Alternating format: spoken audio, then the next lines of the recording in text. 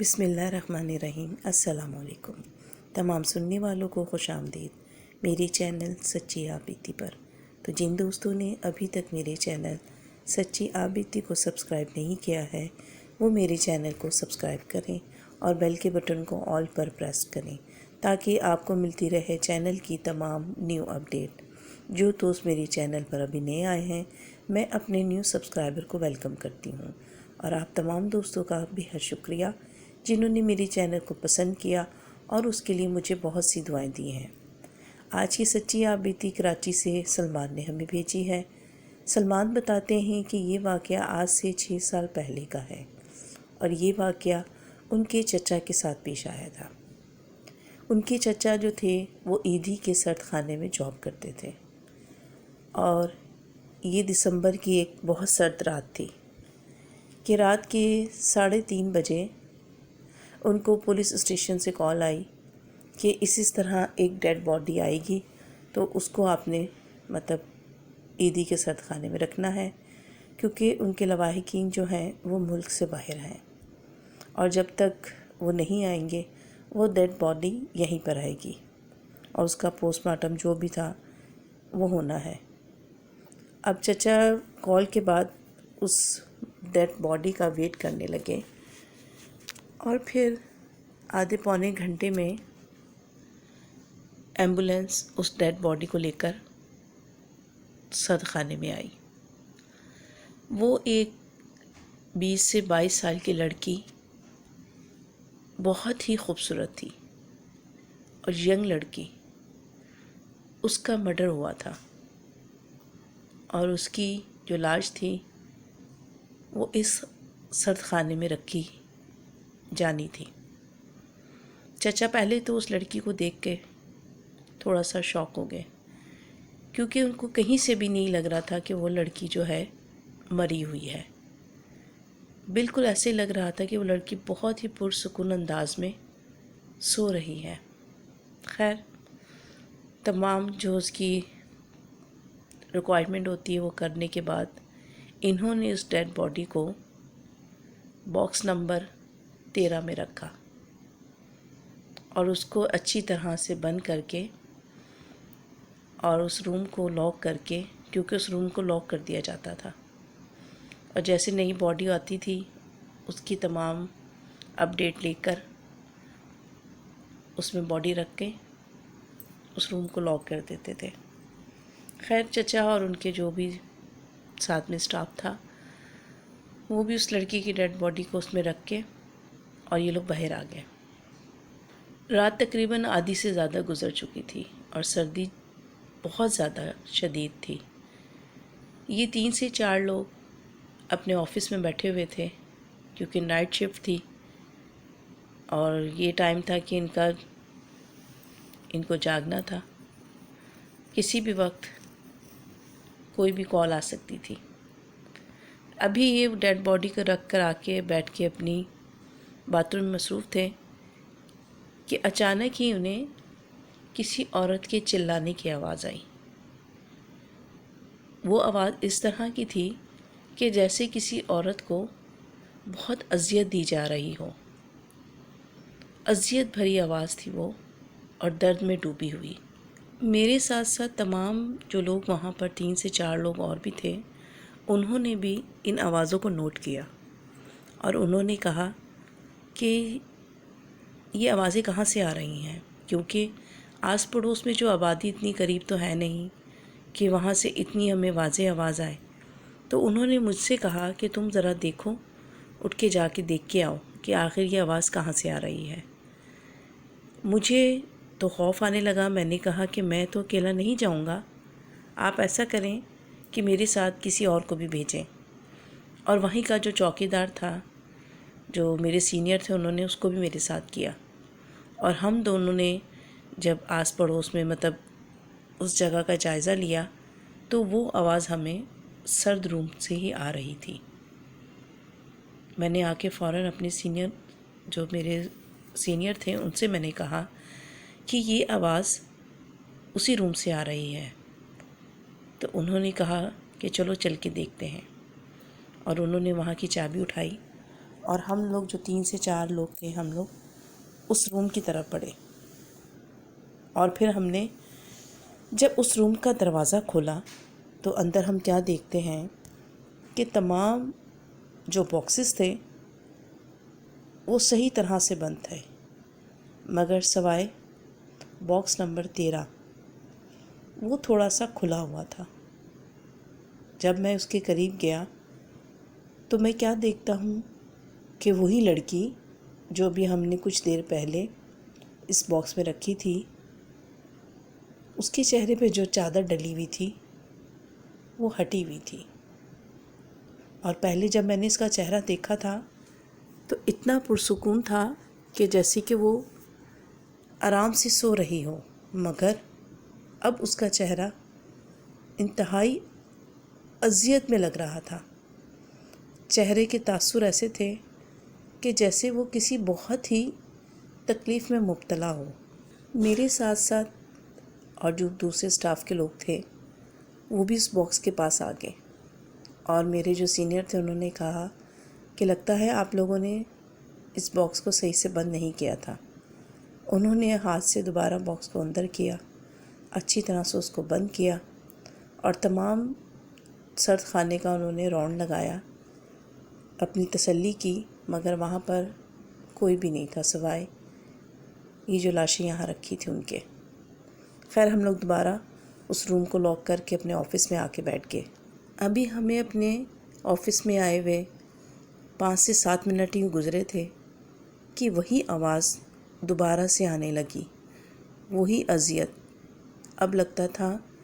کہ اس تکلیف میں مزید اضافہ ہو گیا ہو، کیونکہ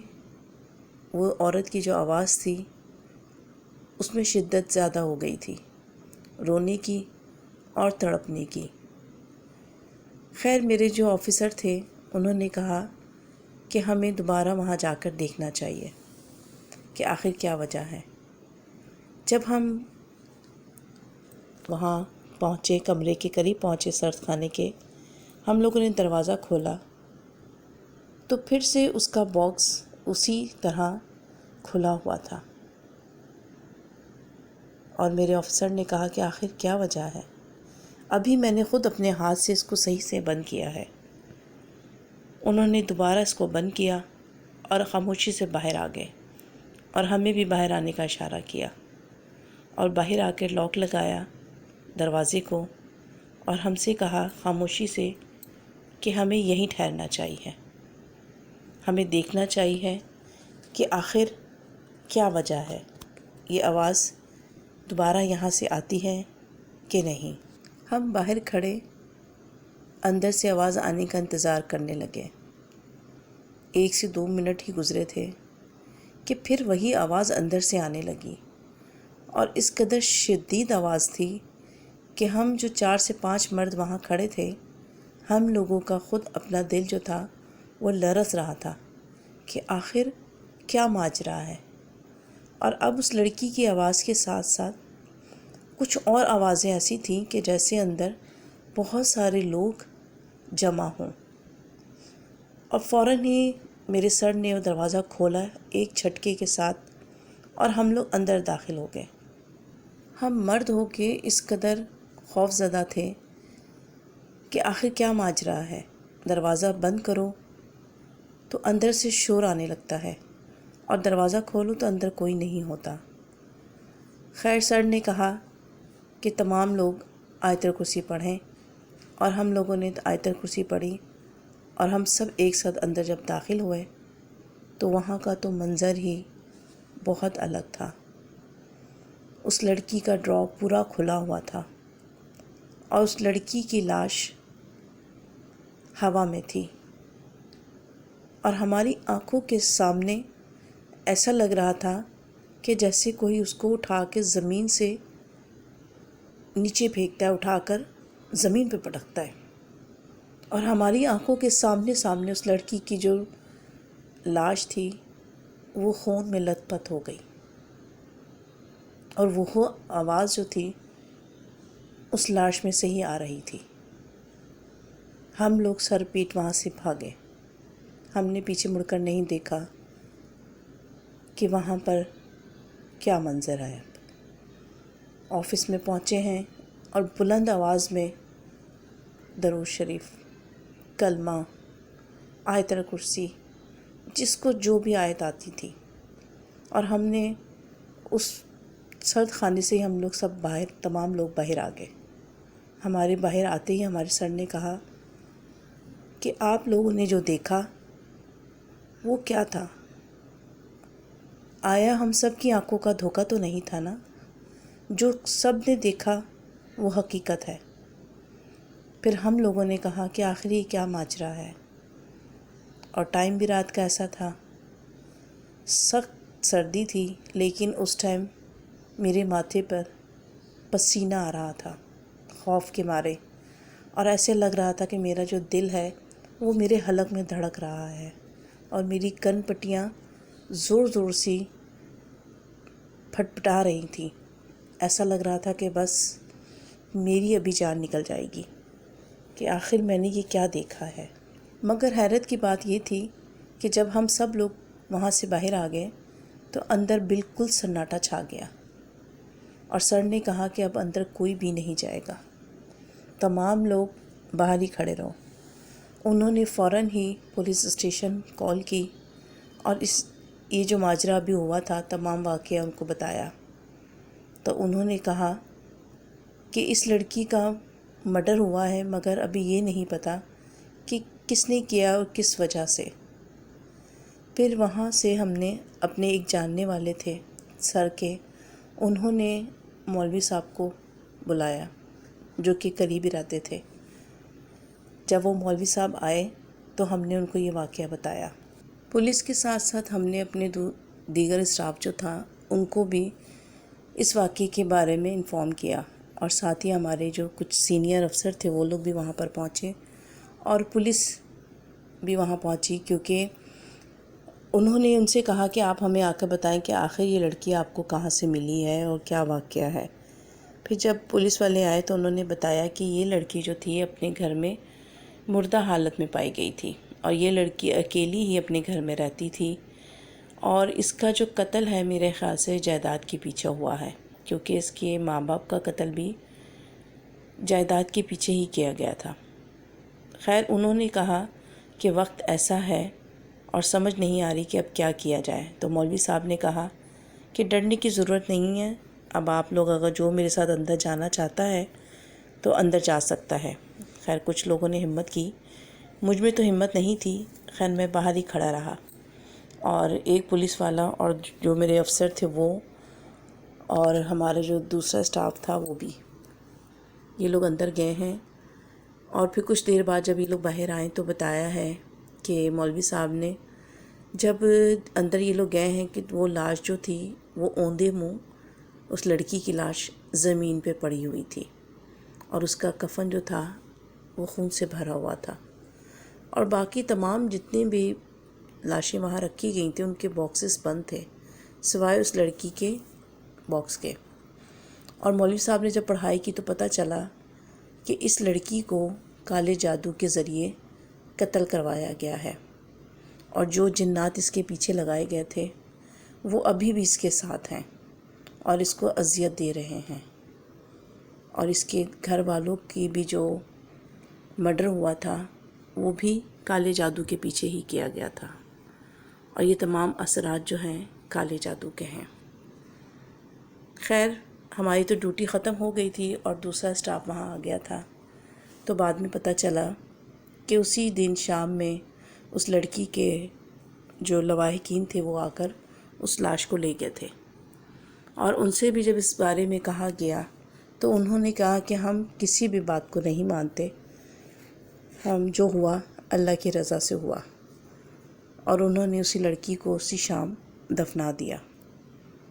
مگر مولوی صاحب کہنے لگے یہ جو ہے اس کی موت کالے جادو کی وجہ سے ہوئی ہے، اور وہ بہت ہی ظالم جنات تھے جو کہ اس کے پیچھے مرنے کے بعد بھی پڑے رہے۔ پتہ نہیں کیسے لوگ ہوتے ہیں جو تھوڑی سی لالچ کے پیچھے کسی کی زندگی کو اس طرح تباہ کر دیتے ہیں۔ وہ لڑکی میری آنکھوں کے سامنے ایسے لگ رہا تھا کہ ابھی بھی کھڑی ہے، کیونکہ وہ پہلے جب اس کو ہم نے باکس میں رکھا تھا اس کا چہرہ بالکل پرسکون تھا، لیکن جب دوسری دفعہ میں نے اس کا چہرہ دیکھا تھا تو وہ بہت اذیت میں تھا، اور اس کے بعد تو میری دیکھنے کی ہمت نہیں ہوئی، اور پھر 2 سے 3 دن تک میں سرد خانے اپنی ڈیوٹی انجام دینے نہ جا سکا۔ جب ڈے ڈیوٹی شروع ہوئی تو پھر میں نے جانا شروع کیا۔ تو یہ تھی سلمان کے چچا کی سچی آپ بیتی۔ امید کرتی ہوں آپ کو پسند آئی ہوگی۔ اس ویڈیو کو لائک اور شیئر کرنا بالکل مت بھولیے گا۔ مجھے اور اپنے پیاروں کو اپنی نیک دعاؤں میں ضرور یاد رکھیں۔